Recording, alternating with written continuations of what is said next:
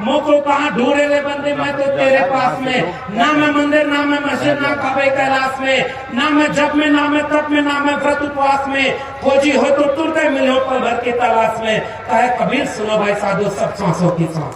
Computer जब बाकी देशों में बना तो उससे वो चांद सूरज को पढ़ रहे थे, वो गैलेक्सी को खोज रहे थे, और हमारे देश में कंप्यूटर आया तो पहला काम उससे जन्म कुंडली बनाने का हुआ। तो इस मुल्क के सारे तालीमी इदारे बंद कर दो, उसकी जरूरत क्या है? हर जगह पर एक बाबा बिठा दो, वो सबकी किस्मत बताएगा और ये मुल्क सोने की चिड़िया बन जाए। जिन्होंने इस मुल्क के आईन को बचाने की लड़ाई लड़ी वो जेल में है, और जिन्हें जेल में होना चाहिए उसमें से कुछ बाबा 4 महीने में चौथी बार बेल पर हो रहे हैं बाहर। ऐसा चाहूं राज में जहां मिले सबन को अन्न, छोट बड़ो सब संग से रविदास रहे प्रसन्न।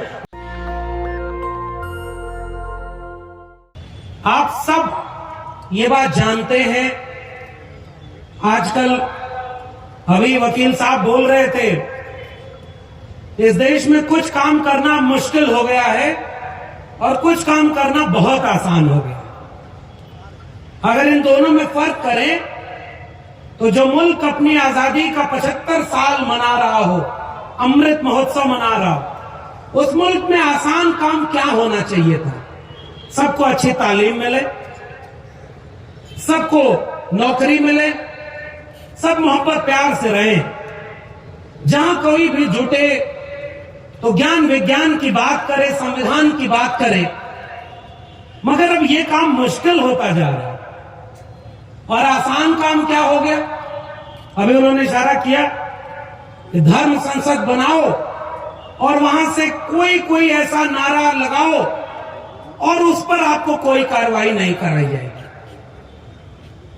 अब तो बहुत सारे और लोग शुरू हो गए, वो बड़ी बड़ी रैली और सम्मेलन करके किस्मत बता रहे हैं और मेन स्ट्रीम मीडिया ये दिखा रहा है कि ये अंधविश्वास नहीं, पाखंड नहीं, ये चमत्कार हो रहा है, और उनके ऊपर से जो दिखाई देता है वो बोलते हैं और पूरी मीडिया ये साबित करने में लग रही है कि ये विज्ञान है, और वो बाबा को एकदम सब लोग सर आंखों पर बिठा रहे। मेरा मन हुआ कि फिर मैं क्या बोलूं, तो जितने अगर इन बाबाओं की बात में ही सच्चाई है तो इस मुल्क के सारे तालीमी इदारे बंद कर दो, उसकी जरूरत क्या है?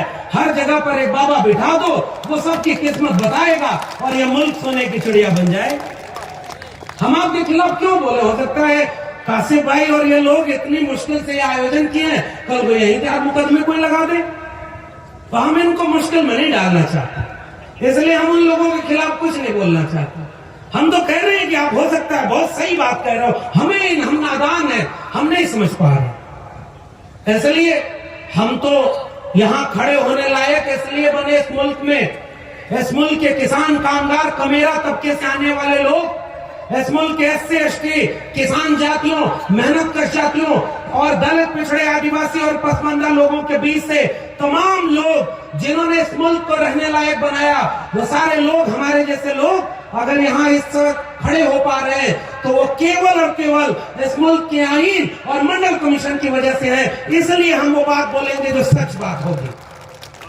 आपके लिए बाकी चीजें बहुत अहमियत रखती होंगी, हमारे लिए इस मुल्क का आईन अहमियत रखता है और हम इसलिए इस मुल्क के आईन की हिफाजत के लिए चिंतित हैं और यहाँ आपके सामने खड़े हैं। हम चाहते हैं कि इस मुल्क में आज दुनिया चांद पर जा रही, दुनिया में ज्ञान विज्ञान कहां जा रहा? ये वही मुल्क है। कंप्यूटर जब बाकी देशों में बना तो उससे वो चांद सूरज को पढ़ रहे थे, वो गैलेक्सी को खोज रहे थे, और हमारे देश में कंप्यूटर आया तो पहला काम उससे जन्म कुंडली बनाने का हुआ। इस देश में ऐसा चमत्कार हुआ है, मैं बहुत नहीं उधर जाना चाहता कि कब कौन सी मूर्ति दूध पीने लगती है और कब कौन जादू करके लोगों को ठीक करने लगता है। मैं अफसोस के साथ कहता हूं, इस मुल्क में नजला, जुकाम, खांसी से अगर कोई मर जाए और उसे एक टैबलेट दवा का ना मिले तो मुझे लगता है कि मेरा दस्तूर खतरे में है।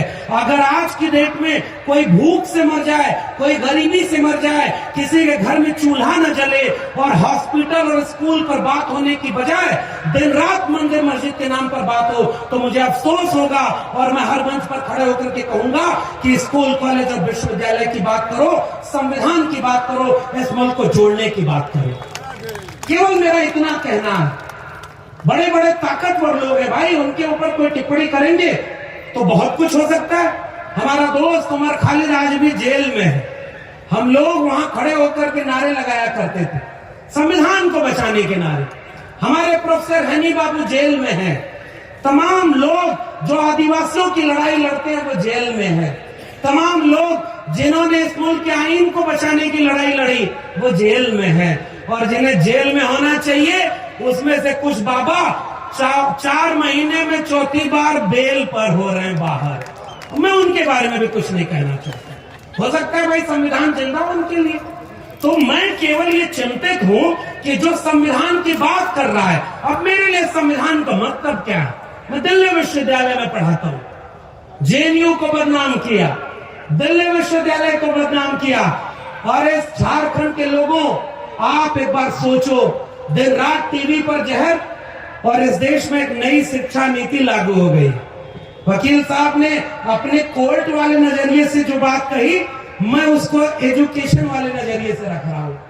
नई शिक्षा नीति ने इस देश में अंबानी और अडानी के हाथों में इस देश की शिक्षा व्यवस्था को बेच दिया है।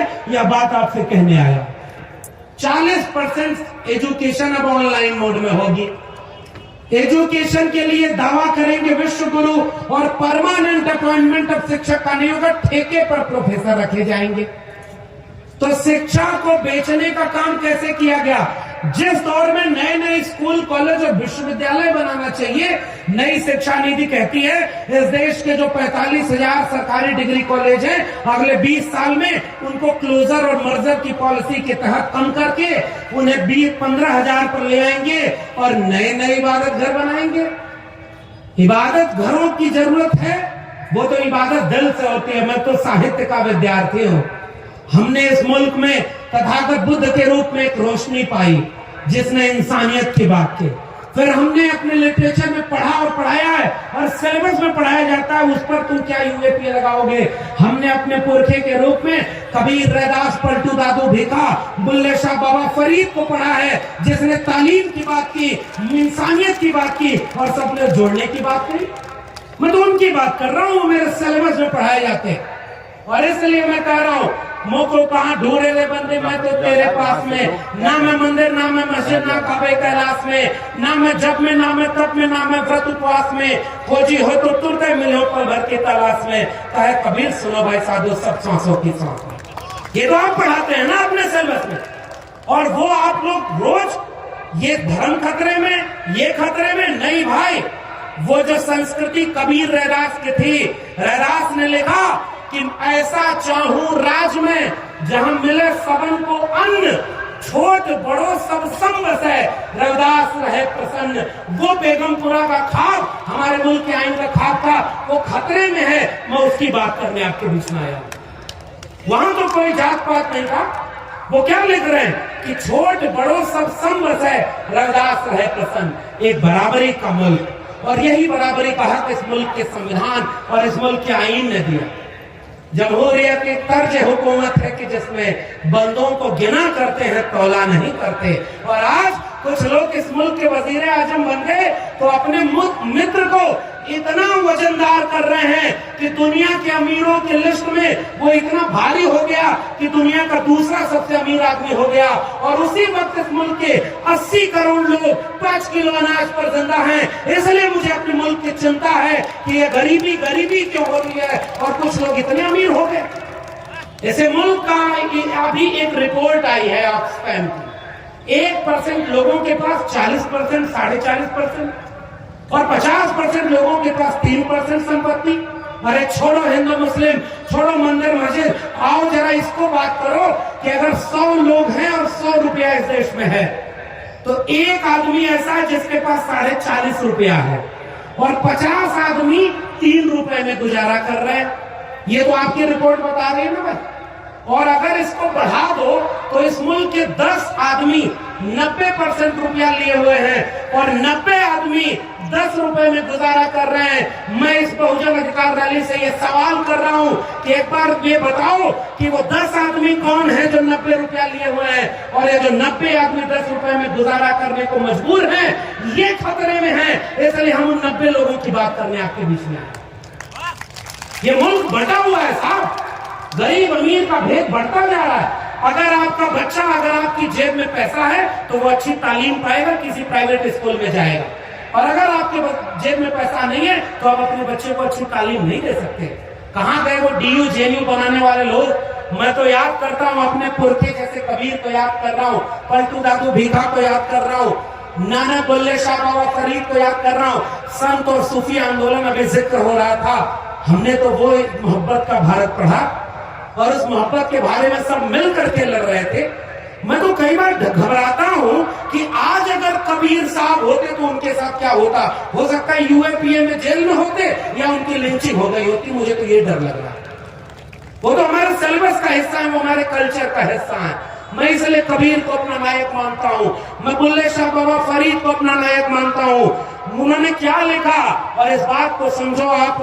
मक्के गयो गल मुक्ति नहीं, 100 हज कराइया, गंगा गयो गल मुक्ति नहीं, 100 गोते खाइया, बुल्ले शाह गल तब मुक्ति मैनू दिलो गवाइया, चल बुलिया चलो थे चलिए, जिथे सारे अन्य कोई ना कोई साथी जात पछाने, ना कोई जान को चीने, ना कोई सानो मने, चल बोलिया चलो ते चलिए। पढ़ पढ़ इल्म ते फाजिल होयो, मन पाने नु पढ़िया ही नहीं, मन पाने नु पढ़िया ही नहीं, भज भज करना अय मंदिर मसीदी, मन अपने विच वधिया ही नहीं। बुल्ले शाह आसमानी पढ़िया, घर बैठे नु पढ़िया ही नहीं, चल बुलिया चलो थे चलिए, चलिए जितने सारे ने। मैं उस बुल्ले शाह को अपना वारिस, अपना पुरखा मानता हूँ, कबीर को मानता हूँ, और इसलिए मैं चाहता हूँ एक ऐसा भारत बने जिसमें सब मोहब्बत प्यार से रहे। और आप कह रहे हो कि कोई किस्मत बताने वाला बाबा टीवी पर बैठ कर कह रहे हैं वो विज्ञान है, और पत्रकार जाकर के पैर चुराए, मत करिए भाई। इस मुल्क में आप कलम और किताब को इसीलिए बर्बाद करना चाहते हैं कि लोगों का जहन खत्म हो जाए और लोग भीड़ में तब्दील हो जाएं, और अचानक कोई भीड़ को कहे कि आओ सब हिंदू धर्म खतरे में है और ये धर्म खतरे में, वो मंदिर खतरे में। नहीं भाई, कोई धर्म खतरे में नहीं, कोई इबादत घर खतरे में नहीं। अगर खतरे में है तो इस मुल्क का दस्तूर, इस मुल्क का आईन खतरे में है, क्योंकि वही हमारी इबादत घर को बचाएगा और वही हमारे धर्म को बचाने की भी छूट हमें देता। आप धर्म वाले आप अपना काम करो, लेकिन हम एक सवाल तो पूछेंगे, कलम और किताब पर बंदूक का पहरा क्यों बना रहे हो? कलम और किताब को गिरवी क्यों रख रहे हो पूंजीपतियों के? और आप रोज लड़ाने की बात करते हो।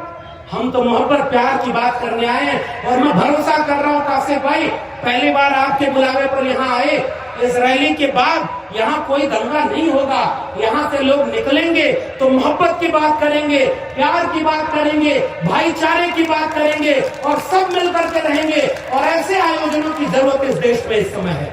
हमें किसी से बदला नहीं लेना। मैं एक बात बताऊं, हमारा पुरखा डॉक्टर अम्बेडकर जब उन्होंने संविधान बनाया तो बदला लेने का काम नहीं किया। चाहते तो वो भी लिख देते कि जिन सूत्रों को आपने अछूत बनाया, आपने मंदिर में नहीं जाने दिया, और कुछ साल तक ये सजा ब्राह्मणों को मिलेगी। नहीं साहब, उन्होंने बदला नहीं लिया। उन्होंने संविधान में कहा कि अब कोई भी जाति वाला सब बराबर होगा, कोई बड़ा कोई छोटा नहीं, सबके वोट का एक अधिकार होगा। हम बदला लेने आपसे आए ही नहीं। हम तो कह रहे हैं जिसकी जितनी संख्या भारी उसकी उतनी हिस्सेदारी। हमारा सवाल केवल ये है, इस मुल्क की पूंजी जितनी है वो सबको बराबर में होनी चाहिए। किसी का जाति देखकर, किसी का धर्म देख करके इस मुल्क को बांटना नहीं है। हमारे पुरखे डॉक्टर राम मनोहर लोहिया ने कहा कि अगर सड़कें खामोश हो जाएं तो संसद आवारा हो जाती है, और जिंदा कौमें 5 साल इंतजार नहीं करती हैं। हम जमहूरियत की वजह से यहाँ हैं। हमें अपने मुल्क से बहुत मोहब्बत है। इस मुल्क को बनाने में बिरसा मुंडा ने अपनी शहादत दी है। लोग किताबों में नहीं पढ़ा है कि पहली आजादी की लड़ाई 1857 के पहले इस मुल्क के इन्हीं चाईबासा के जंगलों में इन्हीं सिद्धू कानू तिलका माझी और बिरसा मुंडा ने लड़ी। और संविधान सभा में खड़े होकर जब जयपाल सिंह मुंडा ने कहा कि आपको हमें जमहूरियत सिखाने की जरूरत नहीं, हम आदिवासियों से आपको जमहूरियत सीखने की जरूरत है, इसलिए क्योंकि हम यहाँ के मूल निवासी हैं। वो बिरसा मुंडा और जयपाल सिंह मुंडा को मैं याद कर रहा हूँ, डॉक्टर अंबेडकर को याद कर रहा हूँ, और अपने ओबीसी समाज से आता हूँ, किसान कामगार कमेरा जातियां, और उन कमेरा जातियों ने अन्न पैदा करके इस दुनिया को खाने पीने और पेट भरने लायक बनाया। और जब हमारे बच्चे स्कूल कॉलेज विश्वविद्यालय पढ़ने गए तो आप रोज ये मंदिर मस्जिद के नाम पर बहस कराते हो और उधर डीयू जेयू बर्बाद कर रहे हो। असली खेल समझ रहे हैं। मैं गांव का हूं, एक आखिरी किस्सा सुनाकर जाऊंगा क्योंकि और भी लोग बोलने वाले हैं। हमारे यहाँ गांव में भैंस चुराने वाले चोर आते थे, इशारे में बोल रहा हूँ, समझदार और जागरूक मंचों से किसी का नाम नहीं लिया जाता। चोर अब आते थे भैंस चुराने, तो गांव वाले भैंस की गली में घंटी बांधे रहते थे कि भैंस अपनी हेल्थी होती है और भैंस सुरक्षित है। रात के अंधेरे में चोर आते थे तो पहला काम करते थे घंटी निकाल लिया, और घंटी लेकर एक चोर पूरा भागता था और भैंस लेकर बाकी चोर पश्चिम भागते थे। रात के अंधेरे में गांव वाले जागते थे, किधर भागेंगे, जिधर से घंटी की आवाज आ रही है। पूरी रात वो दौड़ते गए, चोर अंत में घंटी फेंक करके भाग गया, और जब वहां पहुंचे तो उनके हाथ में क्या मिली, घंटी, और चोर उनकी भैंस चुरा करके लेके चले गए। इस मुल्क के 90% लोगों के बच्चों के हाथ से शिक्षा, रोजगार और उनके स्वास्थ्य के हक था, उसको कोई चुरा रहा है और रोज आपको कहता है कि आप खतरे में हो। अरे भाइयों, इस मुल्क में अगर आप खतरे में हैं तो आप गरीब घर में पैदा होंगे तो आपके बच्चे को अच्छी तालीम नहीं मिलेगी। सबसे बड़ा खतरा तो यह है, इसके लिए क्यों नहीं आंदोलन करते? इस देश के आप बताओ कि आपके जिले के कितने प्राइवेट स्कूल ऐसे हैं जिसमें आप अपने बच्चों को पढ़ा पाओगे? इस मुल्क में लोगों को खाने को रोटी नहीं, इस मुल्क में लोगों के बच्चों को पढ़ने की तालीम नहीं, और उस मुल्क में नई बहस छेड़ी जा रही है इसलिए कि इस मुल्क को मानसिक रूप से गुलाम बनाओ और झूठे वादे करके सरकार बनाओ। मैं तो एक ऐसी बुलेट ट्रेन पे बैठ के आया हूँ जिसमें सबको देने के लिए 15-15 लाख रुपया रखा हुआ था, 2-2 करोड़ नौकरी की एक कोठरी रखी हुई थी, कुछ एक डिब्बे में अच्छे दिन भी थे, कुछ एक डिब्बे में वहां पर स्मार्ट सिटी भी थी, कुछ जगह पे स्मार्ट गांव भी था। वो ट्रेन अचानक आते आते गायब हो गई। मैं खोज रहा हूँ कि वो देश की बुलेट ट्रेन कहाँ चली गई। इसलिए आपके बीच में वो सवाल पूछने आया हूँ। आप सवाल करेंगे तो आप पढ़े लिखे हैं तो अर्बन नक्सल, किसानों ने आंदोलन किया तो वो कौन लोग हैं जिन्होंने किसानों को खालिस्तानी और आतंकवादी बताया? इस मुल्क में CNRC का आंदोलन हुआ जो भारत का संविधान लेकर के हुआ, उनको किसने बदनाम किया? और यहाँ पर जब आदिवासी लड़े तो आदिवासी को नक्सल कहकर के जेल में डालने वाले लोग कौन है भाई? इसलिए मैं आपसे जाते जाते गुजारिश करने आया हूँ, इस मुल्क को हमारे पुरखों ने बड़ी शिद्दत से बनाया था। भगत सिंह, उसने जब शहादत दी होगी तो उसने अपने आखिरी लखपत्र में लिखा, आखिरी खत में, कि मैं इसलिए मर रहा हूँ, शहादत दे रहा हूँ कि आने वाली पीढ़ियां अपने बच्चों, अपने माए अपने बच्चों को भगत सिंह बनाने का ख्वाब देखेंगी। मैं आज चाहता हूँ कि अगर आज अंबेडकर होते, भगत सिंह होते, और ये हमारे में तो आजमगढ़ से आता हूँ साहब, हमारे यहाँ अल्लामा शिबली नोमानी साहब ने एक तालीमी इदारा बनाया और तमाम लोगों ने तालीम पाकर के इस मुल्क को आगे बढ़ाने का काम किया। हमारे नायक तो वो लोग हैं ना भाई, अब्दुल कयूम अंसारी, आसिम बिहारी से होते हुए, जयपाल सिंह मुंडा से होते हुए, जगदेव प्रसाद कुशवाहा, राम स्वरूप वर्मा, पेरियार अली सिंह यादव और तमाम लोग मंडल और कांशीराम, हम तो सब एक हैं क्योंकि हमारा दर्द एक है और हमारी दवा भी एक है। आओ इस मुल्क के लोगों, मोहब्बत प्यार से 90% कमेरा लोगों की एकता बनाएं और हम मेहनत कष्ट वालों से जब अपना हिस्सा मांगेंगे, एक खेत नहीं, एक गांव नहीं, हम सारी दुनिया मांगेंगे। बहुत बहुत शुक्रिया। जय भीम, जय मंडल, संविधान जिंदाबाद, कुल गुलाम जिंदाबाद, इंकलाब जिंदाबाद, जोहार झारखंड। नेशनल दस्तक की आपसे गुजारिश है कि अगर इसको बचाना चाहते हैं तो नेशनल दस्तक को सब्सक्राइब करने के लिए रेड कलर के सब्सक्राइब बटन को दबाएं, फिर बेल आइकन की घंटी दबाएं। नेशनल दस्तक को बचाने के लिए बहुत जरूरी है कि हर खबर को शेयर करें, लाइक करें, कमेंट जरूर करें।